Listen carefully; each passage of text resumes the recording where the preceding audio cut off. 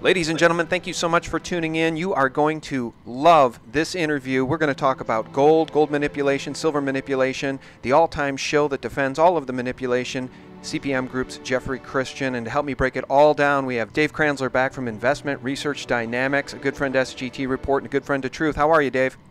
I'm doing well. Thanks for having me back on. It's always like a breath of fresh air doing your podcast. Well, hey, brother, I'm glad to have you back. You do such a great job over there at Investment Research Dynamics. Guys, check out Dave's articles. He's always at the tip of the spear as it relates to government malfeasance. And Dave, I just wanted to go over some of this Jeffrey Christian stuff today. Kitco did a recent interview with Jeffrey Christian, which I think is somewhat blockbuster, because he's now admitting that gold exposure in your portfolio should be somewhere between 25 and 30%. He's predicting north of $1,700 gold in the near future. And Jeffrey Christian was caught at a CFTC hearing in March 25th, 2010, saying this.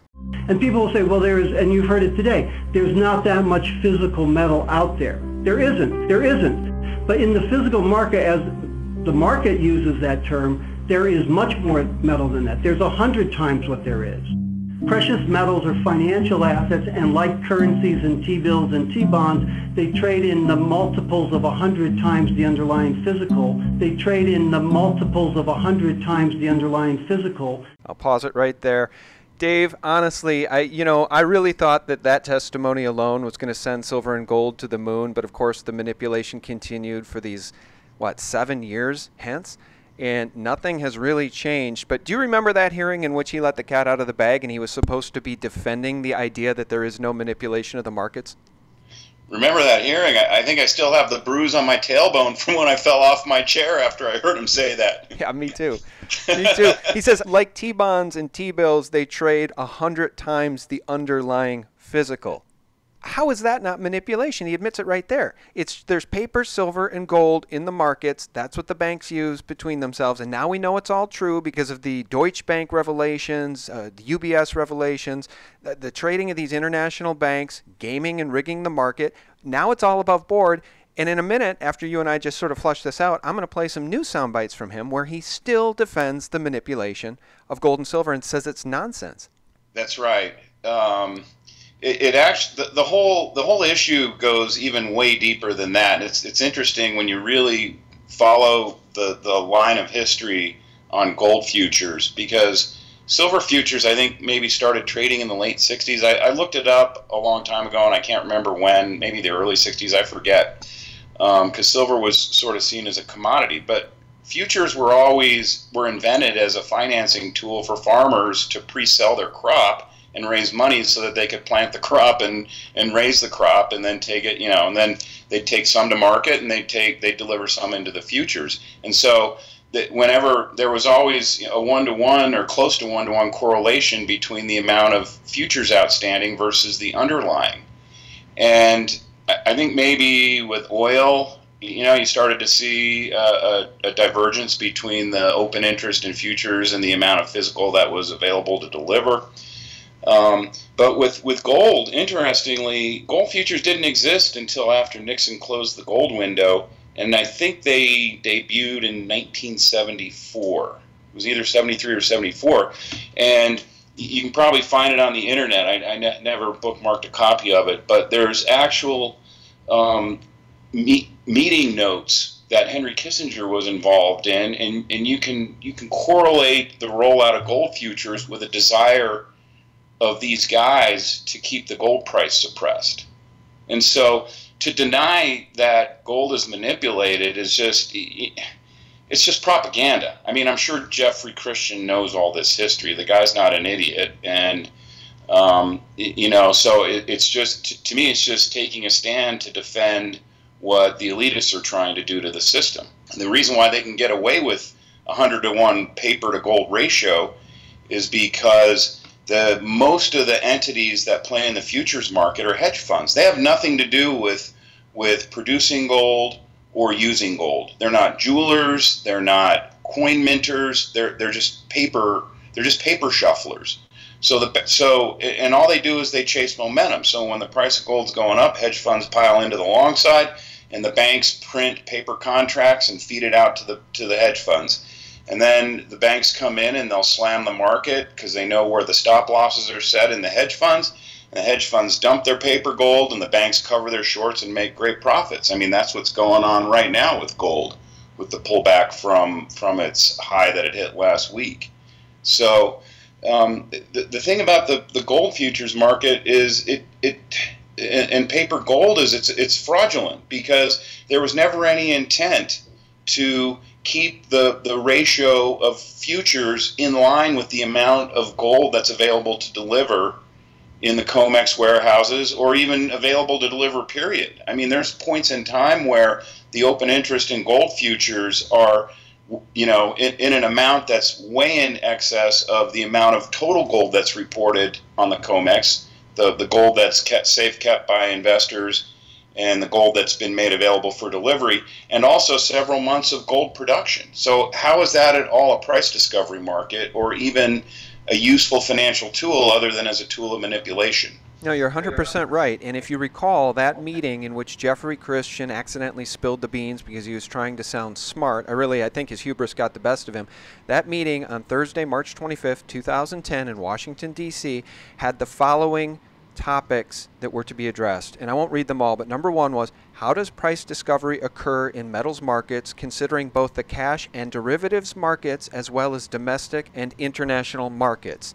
So it's saying, how, given both of those international derivatives markets, does price discovery in metals actually happen? Well, I can tell you how. There's a price fix in the City of London that happens twice a day since what? The late 1800s, controlled by the Rothschilds, that set the price for gold and for silver. That probably predates derivatives, but this thing goes on to ask all of these things. What sort of position limits should be set, etc., etc. And on the panel, and this is great, on the panel as experts testifying were Jeremy Charles from HSBC Bank, some guy whose name I can't even pronounce, from the London Metals Exchange. These are players in the fix, right?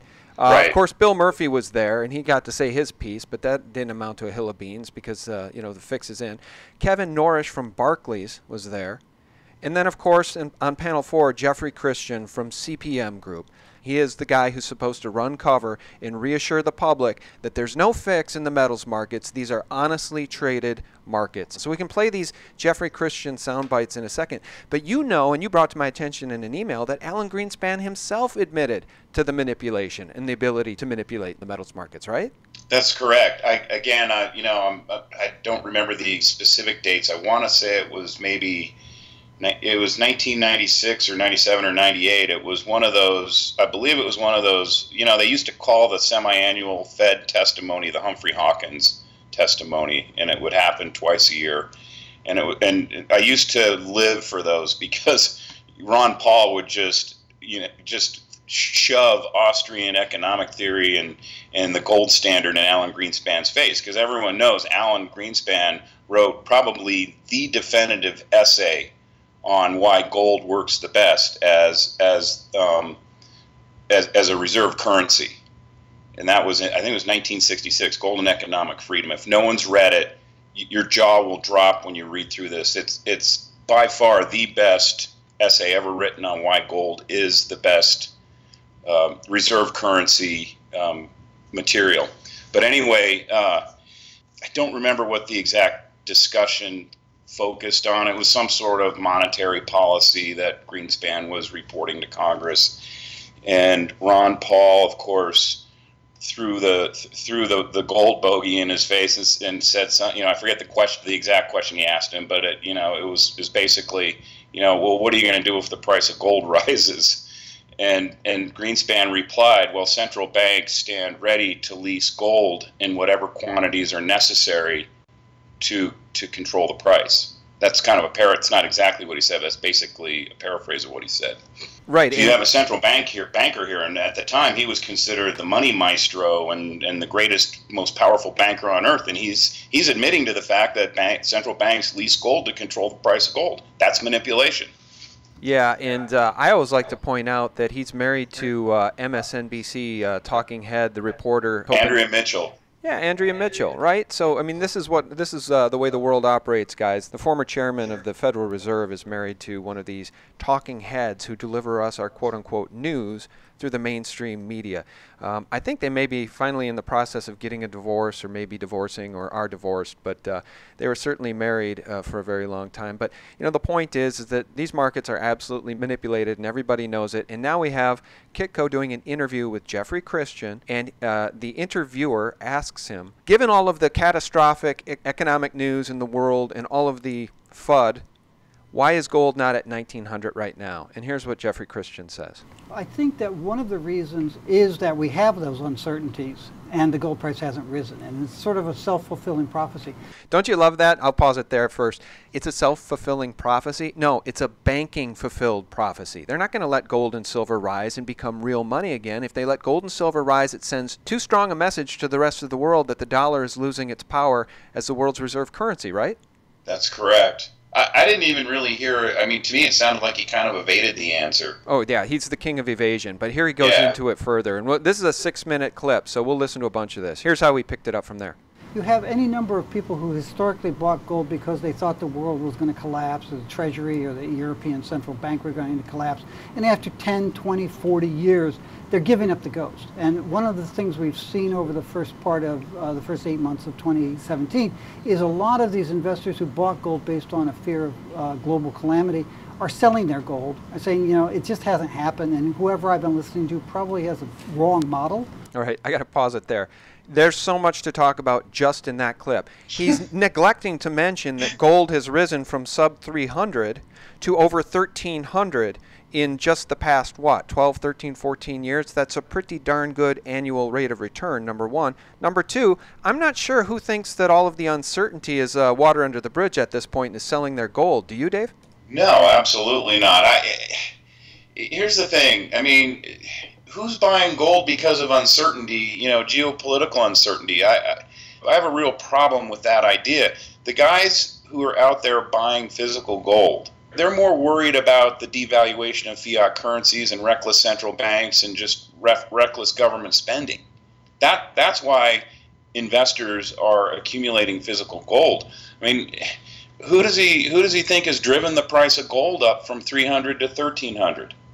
It's not the hedge funds, it's not the guys buying paper gold, it's the people who have been accumulating physical gold over time. You got, here in this country, you've got people who understand what's going on, and they buy physical gold and silver on a monthly basis. And that's just a small part. I mean, where the real accumulation has been going on has been in the Eastern Hemisphere. I mean, you think China's really buying a lot of gold because you think they're selling their gold when all of a sudden North Korea backs off from their threats? No, they've been buying a couple thousand tons of gold a year for at least the last 20 years.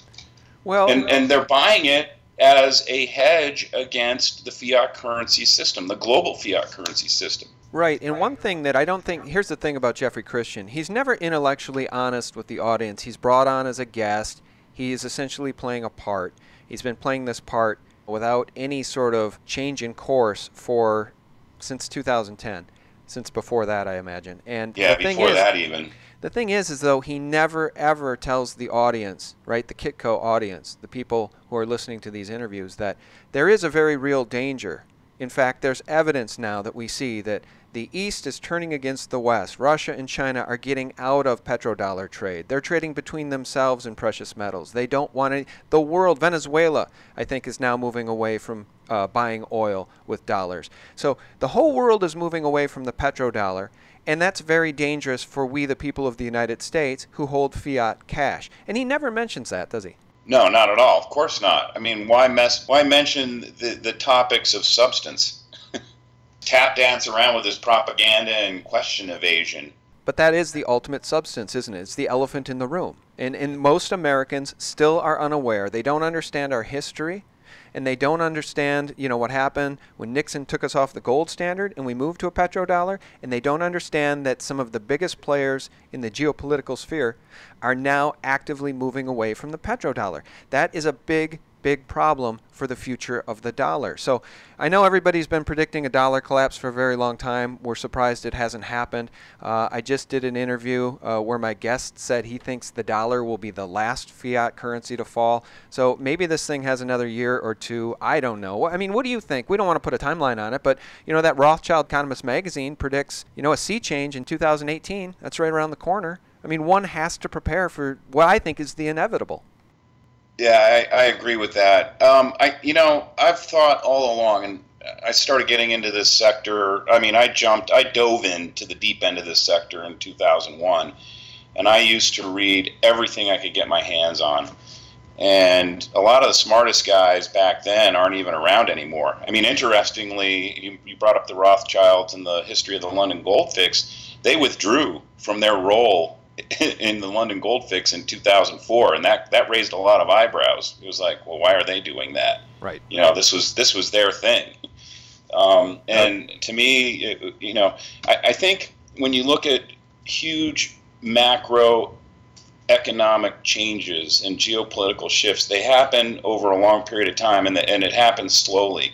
And naturally, that kind of plays into the Chinese hands. But when you look at where they were financially, say 20 years ago versus where they are now, I mean, they became the largest holder of treasuries. They basically were the financier of the U.S. government for quite some time. And, I think any of us, especially in your audience, and you and I, Sean, understand that China could pull the rug on the U.S. tomorrow. All they have to do is say, we need a buyer for our 1.2 trillion treasuries. Bid wanted in comp. Everything's going to trade, and the dollar would go to zero. Well, but what? It would also, go it would ahead. be like they'd be urinating on their own leg. They're not going to do that because it would. They don't want to cause massive global instability if they can help it. And so I think they've been kind of extracting themselves from using the dollar over a very long period of time, and we're starting to see it accelerate. For instance, with the announcement of that gold-backed yuan oil futures contract. And again, there's a lot of people out there who think it's it's fake news, but I'm just based on the sources. I'm convinced it's happening, and it makes sense for it to happen. And I'm dying to see what the contract looks like. But there's no question about it. Russia and China have been trading with each other and not using dollars now for at least a year, I think, and probably longer. Iran, I think, doesn't take dollars, or it'll sell oil and not accept other things besides dollars. And Venezuela just announced it. So it's just a shift that's happening, and it's just impossible to predict when exactly the rug's going to be pulled out from under the dollar's feet. Yeah. Well, and I've said for as long as I've been doing these interviews, we don't wish it. We don't want it. We want to have an honorable government that can rein in spending. We would love to reverse course here so that the purchasing power of the American people's money can be maintained so that we're not all turned into serfs.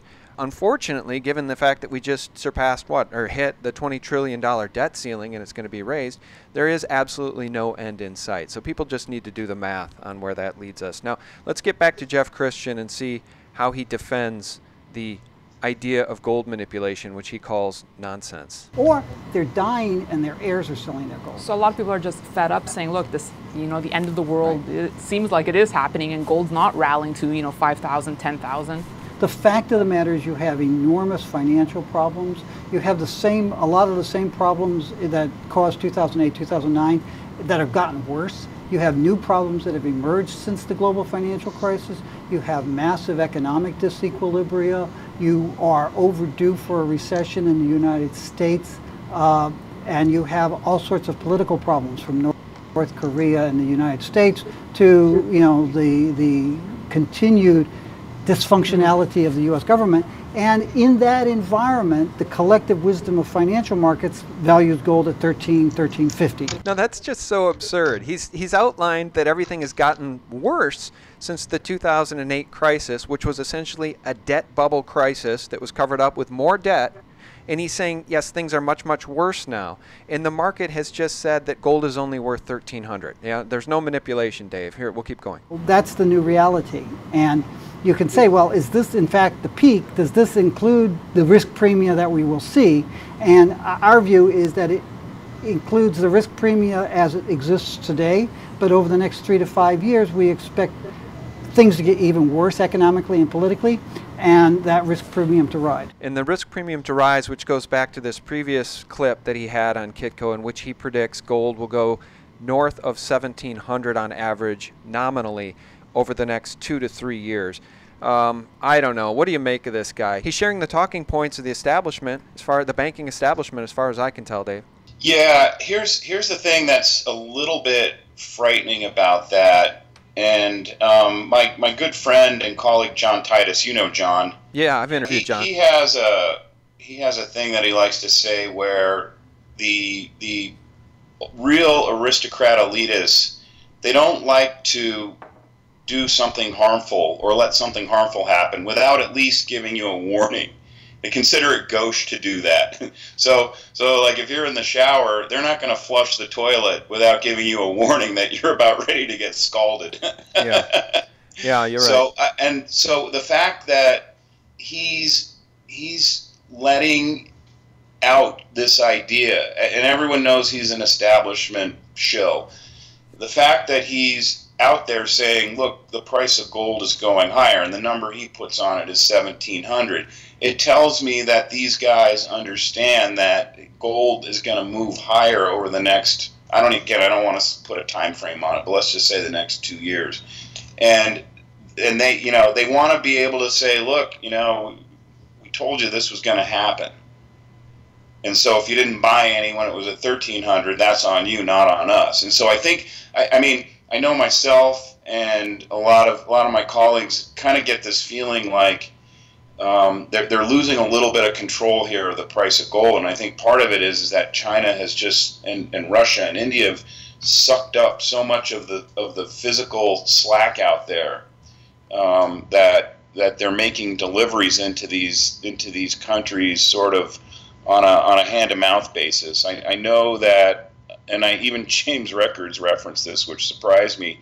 I know that these banks have contracts with the big miners like Barrick and Goldcorp, where they buy gold directly from the miners and send it to Switzerland, where it gets refined into the kilo bars that China and India prefer. So I think it's kind of an admission that, look, the price of gold's going higher. I think it's going to 1,700, because that still doesn't make it look like a super attractive investment compared to a Bitcoin or Tesla or Amazon or whatever. Gold going from 1,300 to 1,700 over the next 2 years, that would be a pretty darn good trade, especially if you're able to maximize that through options or other vehicles. Especially if you're in the junior mining shares, those things will really take off. Here's what my ultimate test would be. For these guys who say gold's not manipulated, I would say, okay, well, for instance, a lot of people are saying that Bitcoin's going up in price because it's being used as a surrogate for gold. People would rather use Bitcoin than buy gold. And that's a bunch of nonsense, because there's not a way to really short Bitcoin. There's no Bitcoin derivatives. There might be small batches of them out there, but to the extent that you can't short Bitcoin, again, it detracts from the price discovery function of markets. And so, well, let's put gold and Bitcoin on an equal footing. Let's remove futures and LBMA forward trading and OTC derivatives for about 3 months, and let's see what happens to the price of gold. I guarantee you gold would shoot up somewhere between $5,000 and $10,000 an ounce. It would make Bitcoin look like it was going backwards. Yeah. You mentioned James Rickards, and I think that is the price he's had on gold. A lot of people have said that the ultimate price on gold will be $10,000 when ultimately measured in devalued fiat dollars. It could go much higher than that if the dollar's demise is as bad as the Venezuelan bolivar, obviously. So, well, let's just turn our attention here back to Jeff Christian, who's defending the idea of manipulation, and see how he does it. Jeff, as you know, there's a group of people who would say, well, it's just simply because gold prices are manipulated down. That's just, I don't even need to respond to that. It's such nonsense. That's interesting. He doesn't even need to. It's beneath him to respond to the charges that the precious metals markets at the LBMA and on the COMEX are manipulated in any way, despite the lawsuits and the admissions we have from Deutsche Bank, UBS. We see the emails between traders fixing the prices and laughing at those that are on the losing end of the trade. It's just beyond me that this guy can get away with this, Dave. Part of it is a function of the person doing the interview. Right. Daniela Cambone, she got married, so I don't know what her last name is now or what she goes by, but, she lets guys off the hook. He didn't answer the question, to brush it off by saying, well, that's just absurd, I don't even need to answer that. That's not answering the question. A real interviewer trying to flush out the truth would say, well, hang on a second here. Here's what Alan Greenspan said. Here's what William White, head of the Monetary and Economic Department at the BIS, gave a speech in 2005. He said, and last, the provision of international credits and joint efforts to influence asset prices, especially gold and foreign exchange, in circumstances where this might be thought useful. Here is a senior executive at the central bank of central banks globally saying that central banks will manipulate gold and foreign exchange when they think it might be useful. So here you have the guys that Christian is fronting from admitting that they are willing to manipulate gold. So put that in his face and let him answer the question. Then I think you'd see him squirm.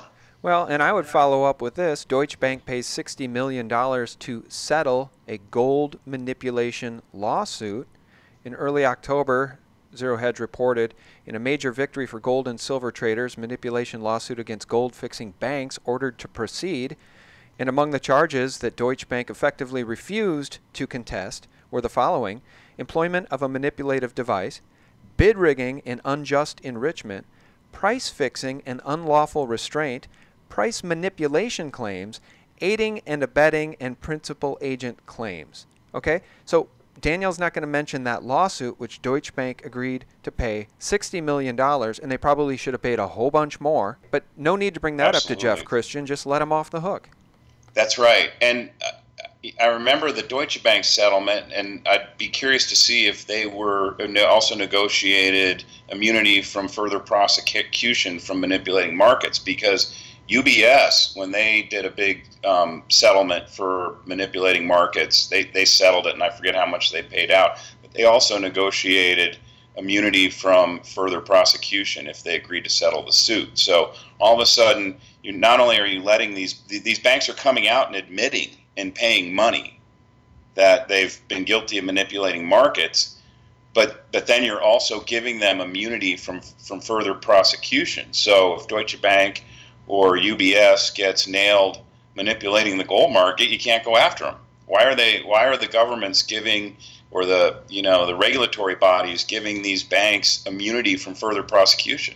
Well, and I should round out the conversation by saying that Deutsche Bank also had agreed to pay $38 million, in addition to that $65 million for gold rigging, $38 million to settle the silver manipulation litigation, right? So more than $100 million to settle precious metals rigging and manipulation lawsuits.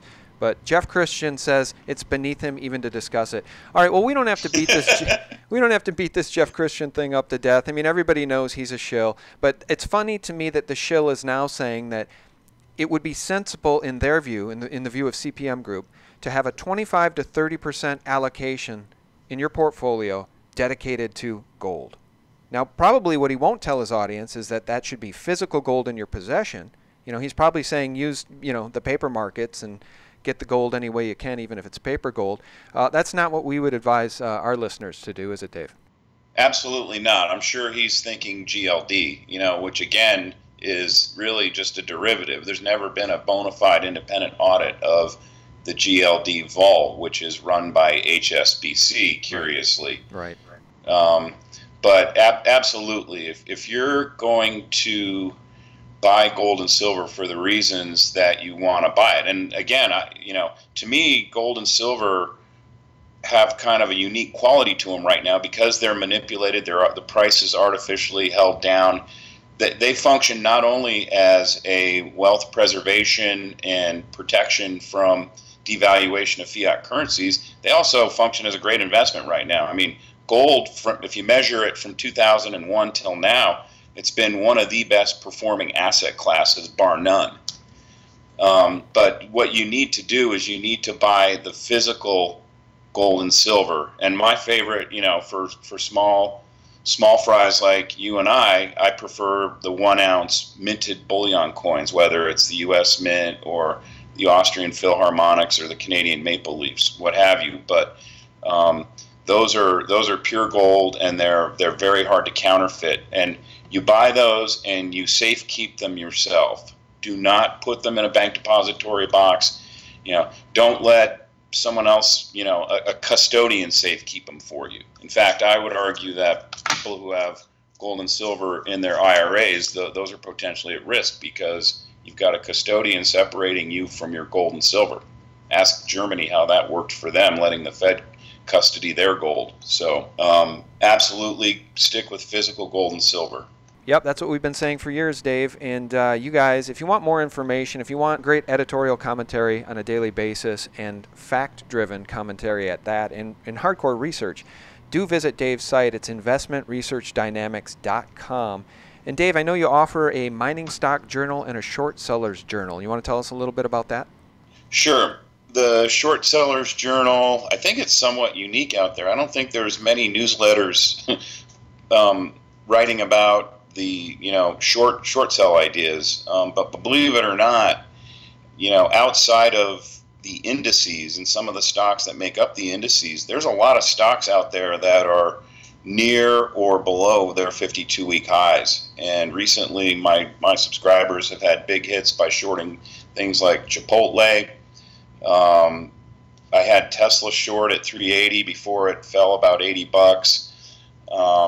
There's Western Digital. I put it in there at 90 in the last week of August, and it's down to 85 now. So in 2 weeks, that's a pretty good rate of return.